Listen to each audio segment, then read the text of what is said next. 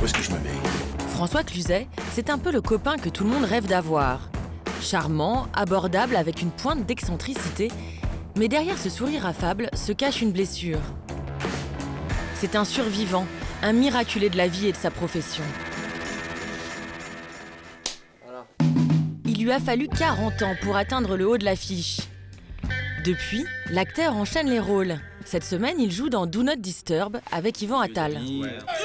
Un film où il joue un baroudeur qui revient voir un vieux copain marié. Après une soirée arrosée, il décide de faire un film érotico-artistique. Un truc de ouf. On se lance? Quoi, on se lance? Toi et moi, 2 hétéros, 4 boules. Tu crois que tu pourrais niquer avec moi pour ce film demain soir? Parfaitement, je pourrais. Comment vous avez décidé de faire ce film? Je me pose toujours la même question. Je suis dans la rue, je veux aller au cinéma, je dépense 10 €, qu'est-ce que je vais voir? Et ben moi, je vais voir ça. Un film audacieux, drôle, une comédie qui parle de sexe, qui parle de désir, qui parle de virilité. Et je trouve que les hommes ne parlent pas bien de leur virilité, et encore moins en se marrant.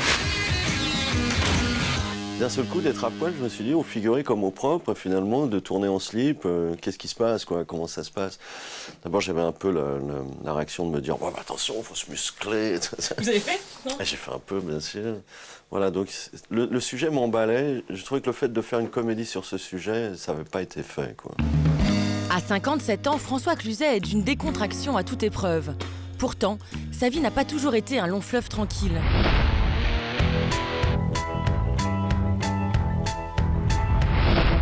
Il est né en 1955 dans une famille modeste, mais il grandit dans le très chic 7e arrondissement de Paris, où ses parents tiennent un petit magasin de journaux.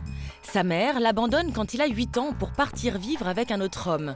Une faille qui va le marquer au fer rouge. Je dirais que même des difficultés quand on est enfant vous forment aussi. Donc je pense que quand on est enfant, on ne rêve que de tendresse. Mais à vrai dire que ce n'est pas le cas et qu'une fois qu'on est adulte, on se dit j'ai l'expérience du plus difficile. Son père l'élève à la dure et comme le garçonnet qu'on voit sur cette photo, François Cluzet va travailler pour le commerce paternel. Mon père nous avait mis au travail en pensant que c'est la meilleure éducation qui soit. Et donc on livrait des journaux tous les matins, mon frère ou moi, chacun son tour. C'est ce qui était un peu difficile, c'était la nuit, l'hiver, avec la neige, il fallait descendre dans une villa, la villa de Saxe. Et moi, je devenais spécialiste de faire l'aller-retour à l'hôtel dans cette villa à 200 à l'heure. Tellement j'avais peur. Alors, j'ai trouvé une photo de Oh la classe. vache. Vous avez quel âge? Oh ben là, c'est à Stanislas, ça doit être en 3e ou en seconde, j'ai 15 ou 16 ans. Alors, Stanislas, c'est un classique, non? C'est un peu sévère aussi. Oui, mais mon père voulait qu'on aille dans des établissements qui représentaient d'autres milieux sociaux. C'est-à-dire, il nous disait, vendez des journaux, mais je veux que vous vous habituiez à fréquenter des gens plus aisés. Donc, il nous mettait dans des lycées de bourgeois. François Cluzet arrête ses études en première, bien décidé à s'extraire de ce début de vie triste et morose. Il choisit d'être acteur, gage d'une vie de bohème insouciante.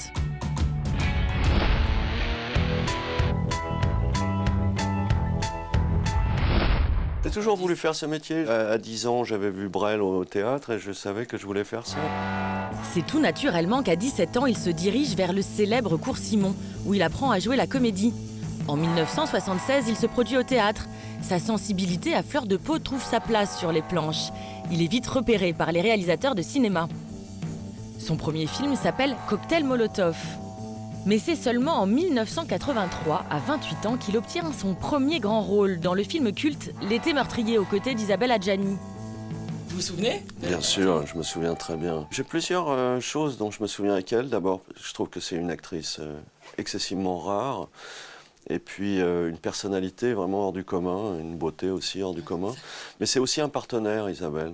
Tu sais ce qu'il dit, Pimpon, que je suis con comme un verre à dents. Vous êtes tous pareils dans la famille. Je me rappelle avoir fait une scène où je voyais ses pieds. C'était terriblement sensuel, ce personnage. Et je m'amusais, alors que personne ne pouvait le voir, à regarder ses pieds. Je me souviens aussi qu'elle avait acheté une table de ping-pong dans l'hôtel parce qu'on avait envie de faire du ping-pong. C'est tout bête, mais vous savez, ce qui vous accroche à un partenaire, c'est généralement sa générosité.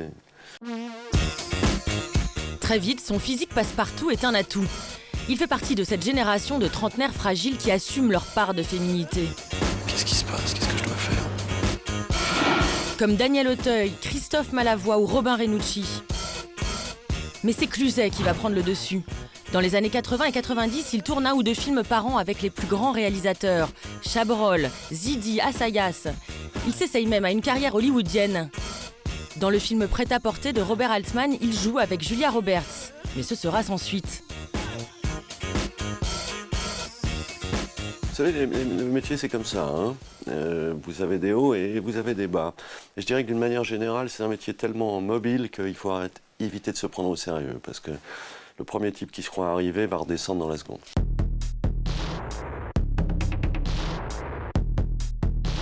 En 2003, un événement tragique va bouleverser sa vie. La mère de son fils et ex-femme, Marie Trintignant, meurt sous les coups de son conjoint, Bertrand Cantat, à Vilnius, où elle tournait un film. François Cluzet se retrouve au procès pour défendre les intérêts de leur fils Paul, 10 ans. 7 enfants, comme ses 3 frères, n'ont pas, eux, les moyens de pondérer ce qu'a fait Cantat. Il a tué leur mère. On a beaucoup de mal à supporter, pour nos enfants, la façon dont la défense est en train d'ergoter, comme je vous le disais, sur finalement, non, c'est la colère, Marie était peut-être hystérique. Ça, c'est salir la mémoire de Marie. Et moi, en tant que père d'un de ses enfants, je ne l'admets pas. Je ne l'admets pas. Et aucun membre de la famille Cluzet ne l'acceptera.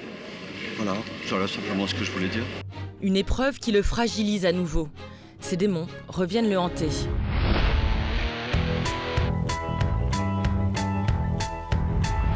J'ai été un gros fêtard. Mais j'ai été un gros fêtard parce que j'ai pas eu l'enfance la plus tendre qui soit. Donc je me suis payé 20 ans d'enfance comme ça, totalement dingue.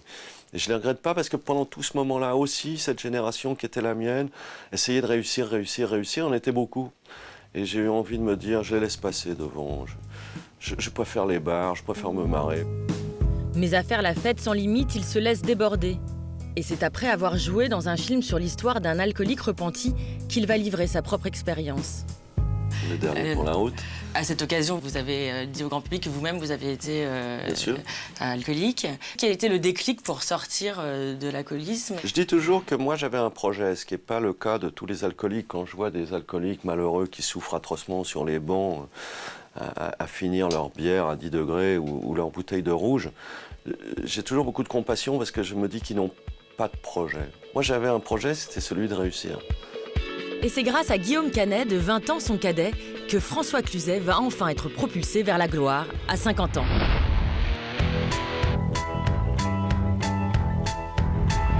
François Cluzet. L'acteur reçoit son premier César pour le film Ne le dis à personne. Merci beaucoup. Merci vraiment. Merci vraiment de tout mon cœur. Et je vous souhaite à tous de tourner un jour avec Guillaume Canet. Les Césars, je m'en fichais un peu parce que j'avais pas besoin de cette idée de grand acteur et tout ça. Moi, ce que je voulais, c'était une rencontre populaire avec le public. Je voulais faire 2 millions d'entrées. Je voulais enfin qu'un film marche. J'en avais fait 60 qui n'avaient pas marché. Et le succès va arriver crescendo. D'abord avec Les Petits Mouchoirs, 5 millions d'entrées. Et puis en 2011, à 56 ans, François Cluzet joue dans le film qui bat tous les records. 50 millions d'entrées dans le monde. Comment vous vivez l'idée d'être un assisté? Ça vous gêne pas de vivre sur le dos des autres? Ça va, merci, et vous? Vous pensez que vous seriez quand même capable de travailler? Vous en avez de l'humour. J'aurais tellement que je suis prêt à vous prendre à l'essai pendant 1 mois. Je parie que vous tiendrez pas 2 semaines. Le film, Intouchable, est sélectionné pour représenter la France aux Oscars en février 2013. L'acteur a touché au cœur le grand public. Je vois pas comment on peut concurrencer ça. Ça bat. Des fois, dans le jeu, ça bat beaucoup plus. Moi, c'est ça mon boulot, c'est d'arriver à faire que le cœur bat beaucoup plus. Moi, j'ai beaucoup reçu. Donc, comme j'ai beaucoup reçu, il faut que je donne un peu. Merci beaucoup, c'est vraiment gentil d'avoir répondu à toutes nos questions. Je vous en prie, c'était un plaisir. François Cluzet est aujourd'hui numéro 2 du box-office, derrière Danny Boone, avec 3 millions d'euros gagnés. Avec sa dégaine d'adolescent à presque 60 ans, le succès ne semble pas lui peser.